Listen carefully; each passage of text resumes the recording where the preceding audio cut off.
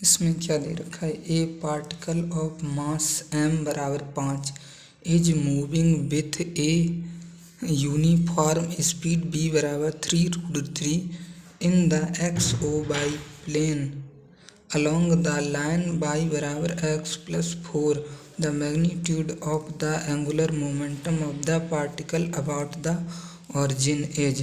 तो इसमें क्या बताना है, एंगुलर मोमेंटम बताना है, एंगुलर मोमेंटम।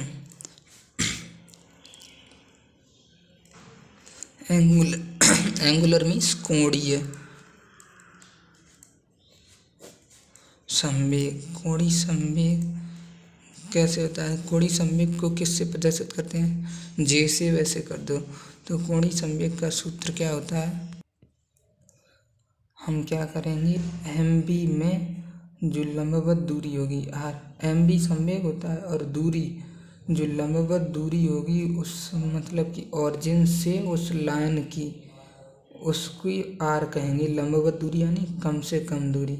तो हम देख रहे हैं कि उसका ये पार्टिकल किस प्रकार गति कर रहा है, किस लाइन से गति कर रहा है, y बराबर एक्स प्लस 4, वाई बराबर एक्स प्लस 4 मतलब लाइन्स में गति कर रहा है। तो मैं इसको ग्राफ में दर्शाऊंगा, कैसे दर्शाऊंगा, तो एक समीकरण होता है गणित में, y बराबर एम एक्स प्लस सी।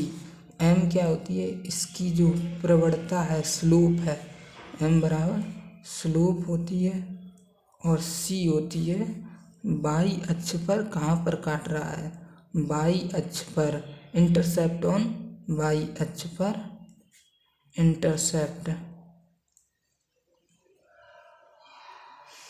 तो अगर हम इस समीकरण की y बराबर एक्स प्लस 4 से y बराबर एम एक्स प्लस सी की तुलना करें तो m बराबर कितना आ जाएगा, जैसे x के आगे m है, x के आगे कितना है, 1 मान सकते हैं यहाँ पर, तो m बराबर 1 आ जाएगा। प्लस लगा तो c की जगह पर 4 आ जाएगा, c की जगह पर 4 आ गया है। अब क्या करेंगे, तो लाइन बनाएंगे।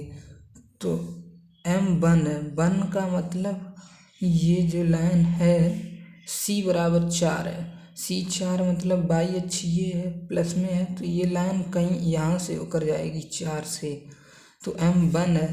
तो M बराबर वैसे tan थीटा होता है, स्लोप होता है वो tan थीटा होता है 1, तो tan कितने का मान 1 होता है, तो 45 का मान 1 होता है। यानी कि ये लाइन यहाँ से x एक्सिस से 45 अंश के कोण बनाती हुई ऐसी जाएगी। तो हम इस लाइन का समीकरण क्या है, y बराबर x प्लस 4। तो कोई पार्टिकल है इस लाइन से ऐसे गति कर रहा है y बराबर x प्लस 4 से, और उसका वेग कितना दिया गया है, v बराबर 3√3, उसका वेग दिया गया है v बराबर 3√3 और m बराबर 5 दिया गया है। तो अगर हम कोणीय संवेग निकालेंगे तो j बराबर M B R perpendicular means लंबवत दूरी, यानी कि ऑरिजिन से निकालना है तो ऑरिजिन से लंबवत दूरी कितनी होगी, कम से कम दूरी, यही तो होगी लंबवत दूरी। लंबवत मतलब सामने वाली जो लाइन है उस पर 90 अंश का कोण बनाए, तो लंबवत दूरी यही होगी। तो ये दूरी हमें पहले निकालनी है। तो हम देख रहे हैं इसमें कि ये वाली जो है सी, ये सी तो है, ये काट रही है लाइन बाई अक्ष पर, तो ये सी तो है, ये 5 होता है, नहीं 4 है, सी 4 है।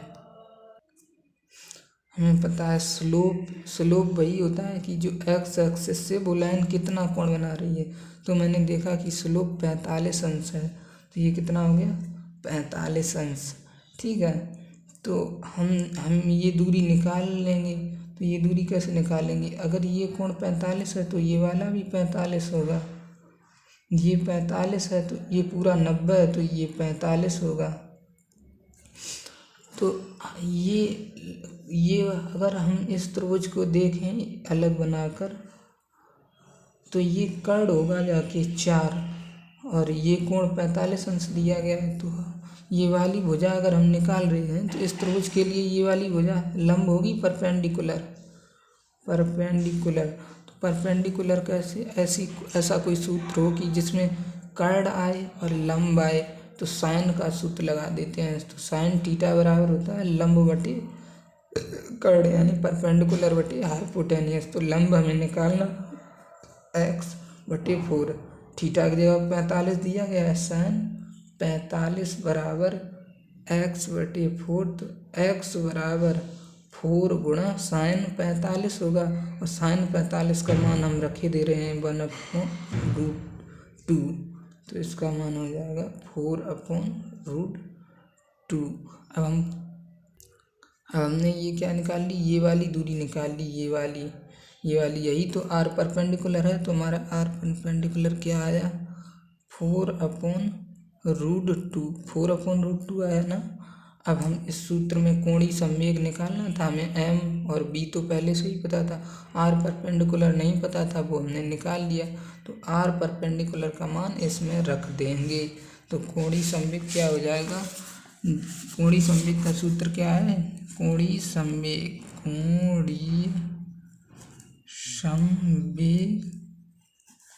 J बराबर m b और r परपेंडिकुलर, m 5 दिया था और b कितना दिया था, b 4 यूनिफॉर्म स्पीड और वेग। तो b कितना दिया था 3√3, b दिया था 3√3 और r परपेंडिकुलर हमने निकाला पीछे से 4/√2।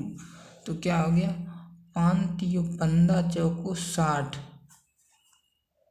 या 4 को हम ऐसे भी लिख सकते हैं 5 ×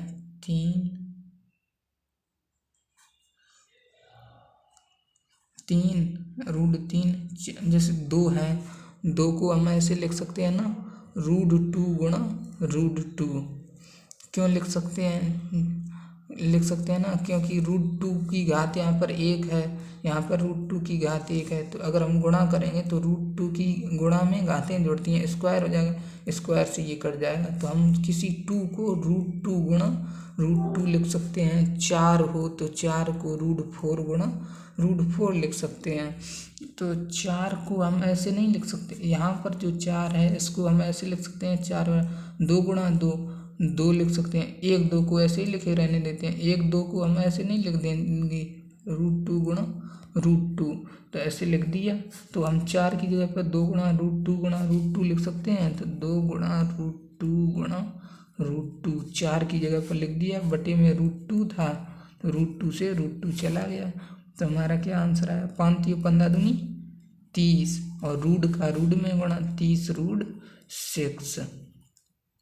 ये हमारा उत्तर आ गया। अब हम मात्रक लिखेंगे तो कैसे लिखेंगे, m का मात्रक क्या होता है किलोग्राम, b वेग दूरी है मीटर प्रति सेकंड है, r परपेंडिकुलर दूरी है तो इसमें भी मीटर आएगा। तो हो जाएगा हमारा 30√6 किलोग्राम मीटर स्क्वायर प्रति सेकंड। ये आ गया हमारा कोणीय संवेग। ठीक, ऐसे कोणीय संवेग।